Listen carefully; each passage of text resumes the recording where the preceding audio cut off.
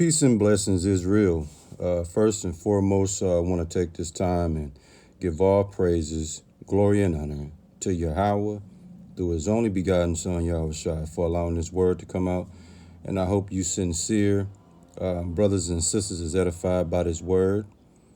And the name of the lesson is called Biblical Pain Medicine for those who are overwhelmed with death of loved ones.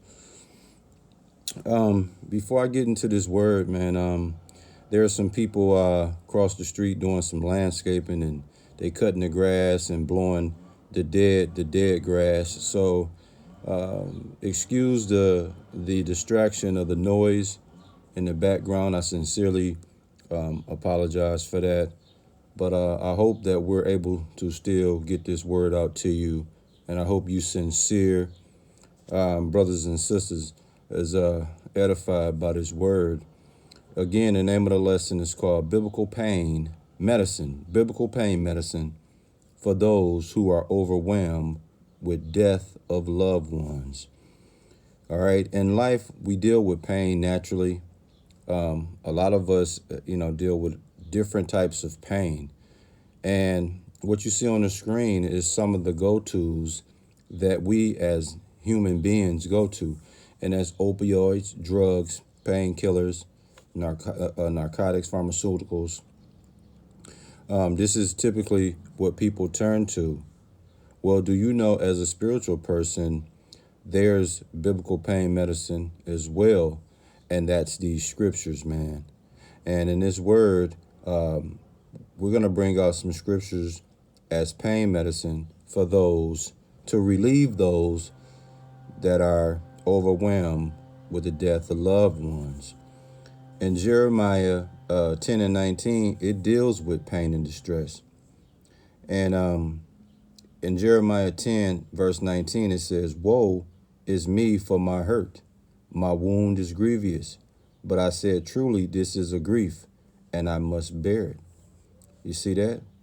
So, woe is for me for my hurt, for my ruin, for my destruction, for my affliction. It says my wound, okay? So a wound is what? A strike, a blow, something that's very painful. Is what? Grievous. It's like a sickness. It's like an illness. The scripture says, but I said, truly, this is a grief. This is anxiety. This is a calamity. This is an affliction. And it says, and I must bear it. So you must be able to endure, be able to sustain, and be patiently and wait quietly. You see?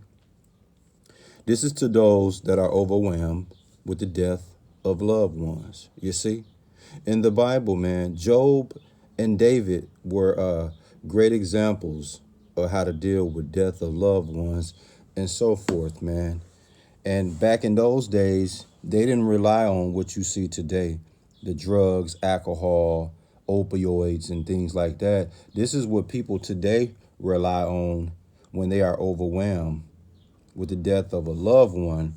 But in the ancient times, man, the Bible pretty much tell you, man, the only medicine you had was the scriptures, man. And the next scripture we're going to get out, I'm going to bring out, man, is that Ecclesiastes. Let me get that. Ecclesiastes 7, Ecclesiastes 7, verse 2. And, this is for those that are, dealing with pain or the death of loved ones. You had George Floyd. You have others that, have suffered losses due to COVID-19 and car accidents.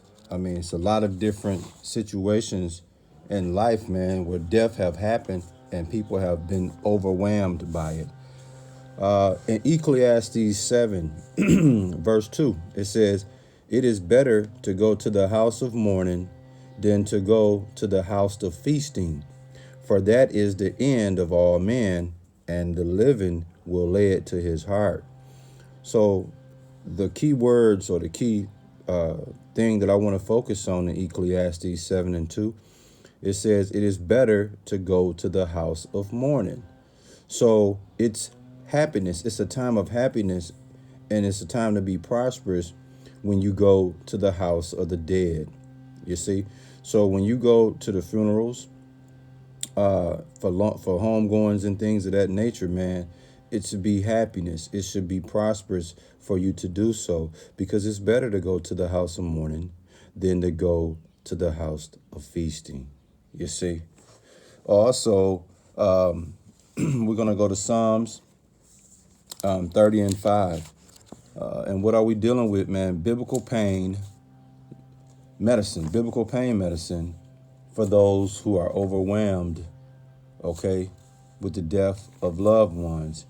And, you know, I see people on the news all the time, man, when they just lose their kid or a loved one, man. And it amazes me how they get on the news not even 24 hours after something tragically have happened, and they talk as if it's cool. Like I've never understand how people could do that.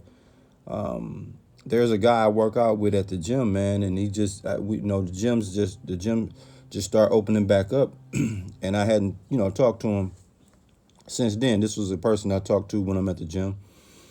And the man told me he lost his auntie. Something happened with his niece. I knew about that prior to the COVID thing jumped off. Then he lost his auntie, and then his son was murdered. And man, you could just see it in his eyes. It was killing him, man. But as a man, you try to be tough and strong. And I fell for that brother, man, because I know that he was overwhelmed with the death of his son, man. 29 years old, In Psalms 30 and 5, it says, "For his anger endureth but a moment, in his favor is life. Weeping may endure for a night, but joy cometh in the morning." So the shedding of tears, man, okay? The shedding of tears may endure for a night, but joy cometh in the morning, man. So if you can get through that night of pain, man, you're going to be relieved in the morning, man. You dig? In Psalms 56 and 8, man, we're going to continue and talk about this, man, because what you see on the news, man, you got people really don't understand how overwhelmed a person could be when dealing with death, man. And, my wife lost her son 8 years ago, man. She lost her mother over 10 years ago. And I know that she's still somewhat overwhelmed with the death of both of her loved ones, man. And, this is the scriptures, man, is always a good biblical pain medicine to help you get by. And in Psalms 56 and 8, it says, "Thou tellest my wandering, put thou my tears in thy bottle, are they not in the book?" So thou countest my wanderings, man. So a lot of times, man, when people lose loved ones mentally, they all over the place. Mentally, they're traveling without a settled course. You see, it says, "Put thou my tears in thy bottle." You see that? So there's no sense in you. I mean, put those tears in the bottle, man. You dig? Put them in the bottle, man. If you can. If you can, sisters and brothers. What's the name of the word, man? Biblical pain medicine for those who are overwhelmed with the death of loved ones, man. And it's a cold-blooded game out in this world we live in. 1 minute you here, next minute you gone, man. Proverbs 16 and 24. I want to get that right quick as we get ready to close out this word, man. Proverbs 16, verse 24, and it reads, "Pleasant words are as a honeycomb, sweet to the soul and health to the bones." Whoa, man, that's beautiful, man. Pleasant words, in other words, beautiful and delightful utterances and sayings are as a honeycomb, man. Like honeycomb cereal, delicious. It say sweet to the soul, delicious, and health to the bones, man. That's a cold scripture right there, y'all. You dig? So what am I saying, man? there's remedies, and there's things that you can go to when you're dealing with the death of a loved one, man. Ain't no pain like that, and I wouldn't wish that on the enemy. I wouldn't wish that on the enemy, man.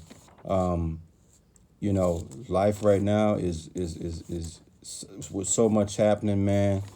You really, really got to be a strong individual, man, just to get through your regular day of life, man, because there's so much going on, man. I mean, I can't even make it up, man. I'm trying to pull this Lamentations 3, verse 32, and we're going to close it out, man.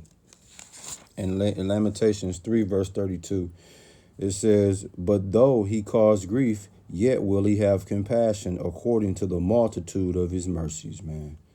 You see that? Mercy, baby. Mercy, man. The Lord is merciful, man. So when you're dealing with anxiety, calamities, affliction, crying, shedding of tears, man, understand, man, the Lord has compassion according to the multitude of his mercies, man. Yeah, man. Cold-blooded, man.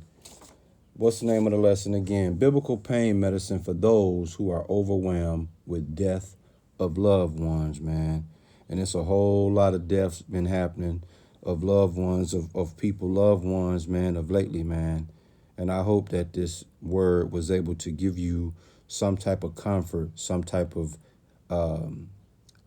healing of pain while dealing with your loved ones, man. I hope you sincere. Brothers and sisters was edified by this word, and we give all praises, glory, and honor to Yahweh, through his only begotten son, Yahushua, for allowing this word to come out, man. Shalom.